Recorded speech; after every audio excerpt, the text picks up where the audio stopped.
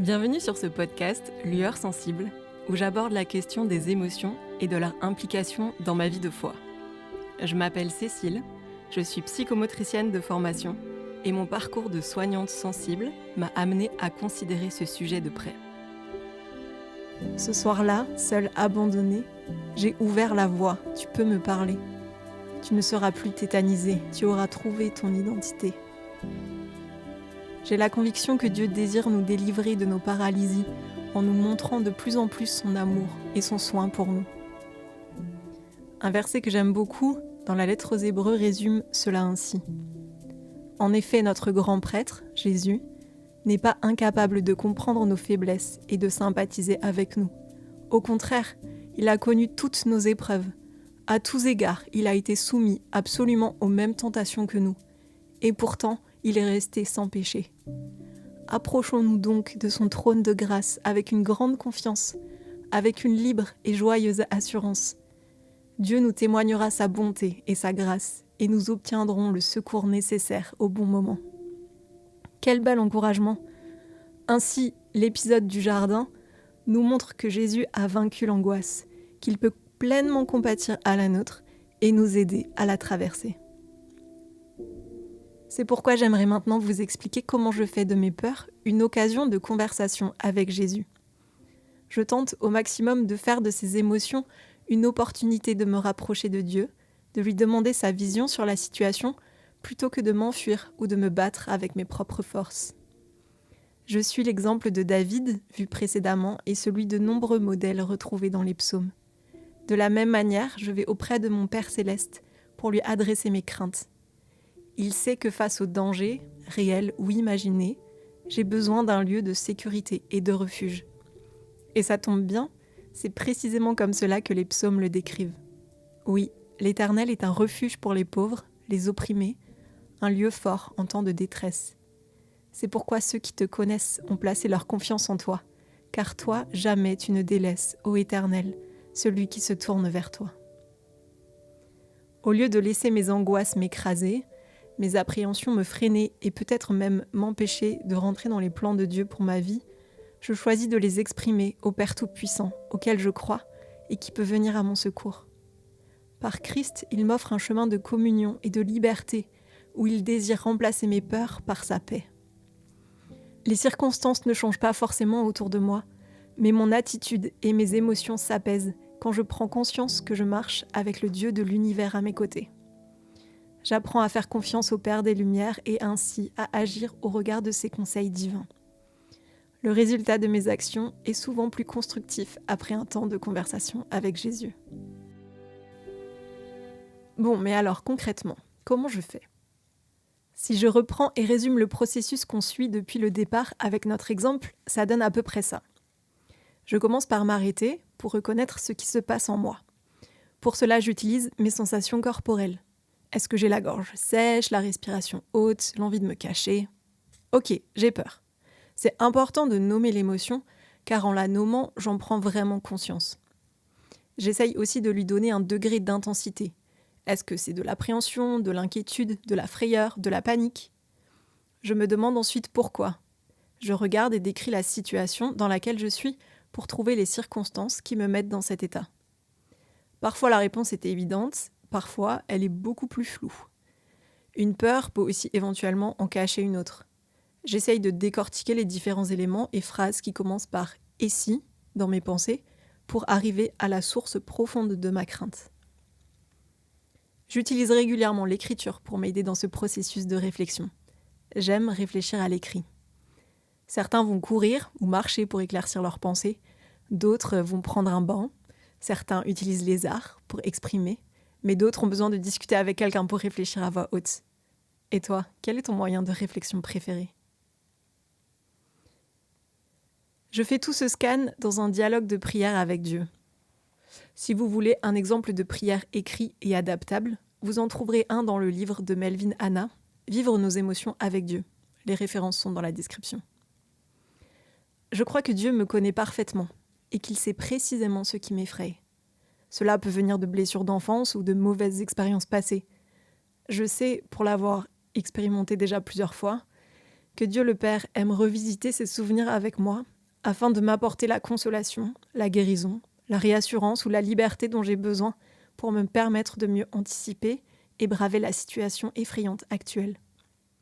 Donc une fois que j'ai repéré et nommé l'émotion, une des clés pratiques que j'aime utiliser dans ma vie, c'est de reprendre les phrases en « et si » que j'ai identifiées et de leur opposer des faits plus objectifs et ou la parole de Dieu.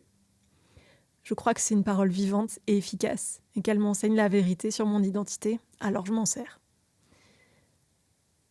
Je m'approprie ce que l'apôtre Paul dit dans sa lettre aux Éphésiens quand il parle de se revêtir de l'homme nouveau.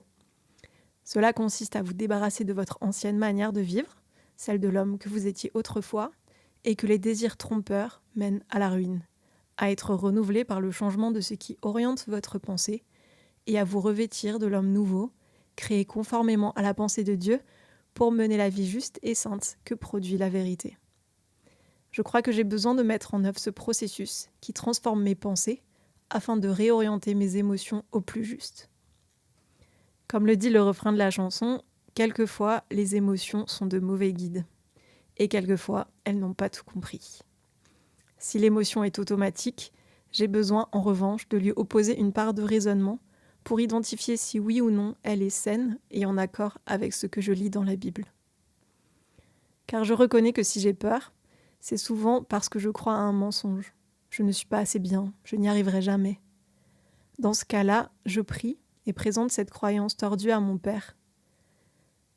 Je lui demande ce que lui pense de moi ou de la situation. Ma vision est souvent limitée et abîmée par différents éléments. J'aime revenir à Dieu pour lui demander son regard juste et sain sur mes pensées ou à propos des événements que j'ai à traverser. Mais revenons à notre exemple de départ et essayons de répondre à nos « et si ». Pour mon cas, seul dans l'avion, j'avais des pensées, certaines assez terre-à-terre, du style « Et si je ne trouvais pas mon chemin dans l'aéroport ? Et si je manquais ma correspondance ? Et si personne ne venait me chercher à l'arrivée ? Et si mon corps me lâchait au milieu du parcours ? » J'ai pris un moment pour les identifier. Avec 8 heures de vol, j'avais le temps. Puis, pour leur opposer, un peu plus d'objectivité et de réalisme. Aux 2 premiers points, j'ai répondu « Les aéroports sont toujours très bien indiqués et je pourrais toujours demander à un agent si besoin. Si je rate ma correspondance, les agences de voyage ont de bonnes compensations et ils me trouveront un autre vol. » L'idée que personne ne vienne me chercher à l'arrivée était peu probable, mais parlait aussi de mes craintes d'abandon. Quand ces dernières me reviennent en tête, j'aime me réciter le verset du psaume 27 qui dit que si mon père et ma mère devaient m'abandonner, l'Éternel me recueillerait. Ou un passage dans Deutéronome qui dit que l'Éternel marchera lui-même devant toi, il sera lui-même avec toi, il ne te délaissera pas, il ne t'abandonnera pas, n'aie pas peur et ne te laisse pas effrayer.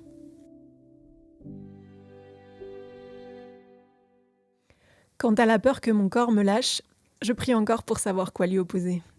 Mais globalement, disons que je me rappelle qu'il existe des services d'urgence pour prendre soin des gens qui s'effondrent au milieu de la rue, que j'ai appris à écouter mes limites et à faire des pauses si besoin, et que pour ce que je ne peux pas gérer, j'apprends à faire confiance au Dieu Tout-Puissant qui prend bien soin de moi. Il me rappelle d'ailleurs régulièrement que dans ma faiblesse, sa grâce me suffit. Je vous donne tous ces exemples pour vous montrer aussi que tout n'est pas noir ou blanc. Ici, mes premières peurs étaient assez petites et une réponse terre à terre a suffi pour me calmer. Je ne suis pas tétanisée à l'idée de me perdre et me rappeler que l'endroit est fléché est suffisant pour moi. Mais pour ma peur de l'abandon, une réponse pratique comme le fait d'avoir le numéro du contact qui pouvait me chercher n'était pas assez pour m'apaiser. Cette angoisse a une source plus profonde dans ma vie. C'est alors précisément là que j'ai besoin de l'aide de Dieu pour réorienter mes pensées et pour venir guérir mes traumas. Nous sommes des êtres mélangés. Nos peurs peuvent être très concrètes et rationnelles, ou parfois beaucoup plus obscures, subjectives et d'origine ancienne. Maintenant que tu as compris le concept, je te laisse prendre un moment pour revenir à tes propres craintes formulées en « et si » précédemment. N'hésite pas à les présenter à Dieu en prière et à voir si l'un ou l'autre verset te revenait en tête pour y répondre par exemple. Tu peux aussi mettre pause et prendre le temps nécessaire pour cela. Maintenant que tu as repéré certains éléments qui t'effraient, leurs raisons sous-jacentes, et que tu as, je l'espère, trouvé l'une ou l'autre promesse à mettre en face pour t'apaiser, il va falloir passer à l'action. En effet, je crois que braver la peur, c'est souvent le fait d'avancer malgré elle. Quand je calme mes pensées, pour moi l'idée est de trouver assez de ressources pour sortir de la paralysie ou de la fuite et pour faire un pas en avant avec la confiance que je suis accompagnée par Dieu. Dans la chanson, il y a cette phrase qui dit que le courage n'est pas l'absence de crainte, mais la force de vivre. Même si ma peur ne disparaît pas toujours ou pas complètement, j'apprends à l'affronter avec courage, un pas après l'autre. Et j'ai l'impression que plus j'ose faire face à des défis qui m'effraient au départ, plus je me fortifie. Plus ma confiance en Dieu grandit et plus je peux élargir mon champ d'action. Et ça, je trouve que c'est plutôt cool. Pour autant, j'aimerais quand même noter le fait que parfois, calmer ses pensées ne suffit pas. Il existe des situations complexes où il faudra trouver d'autres solutions, et notamment en passant par le corps, pour sortir d'un cercle infernal d'angoisse par exemple. Tu peux demander l'aide d'un professionnel ou d'un médecin si besoin. J'espère en tout cas que cet exemple théorico-pratique t'aura donné quelques pistes de compréhension et d'application pour t'aider à braver tes peurs à la suite de Jésus. Pour conclure, j'aimerais te laisser ces quelques versets du psaume 34. Les psaumes sont définitivement une ressource qui m'inspire et me rappelle que je ne suis pas seule quand je fais face à la crainte. J'ai cherché l'Éternel et il m'a répondu. Il m'a délivré de toutes mes frayeurs. Quand on tourne les regards vers lui, on est rayonnant de joie et le visage ne rougit pas de honte. Quand un malheureux crie, l'Éternel entend et il le sauve de toutes ses détresses. Si tu as aimé cet épisode et que tu veux m'encourager, tu peux laisser 5 étoiles au podcast. Tu peux aussi partager cette ressource avec un ami. Si tu as suivi la proposition d'exercice sur une situation personnelle et que tu aimerais me la partager, je serais ravie de te lire. Tu peux m'écrire à l'email inscrit dans la description. À bientôt!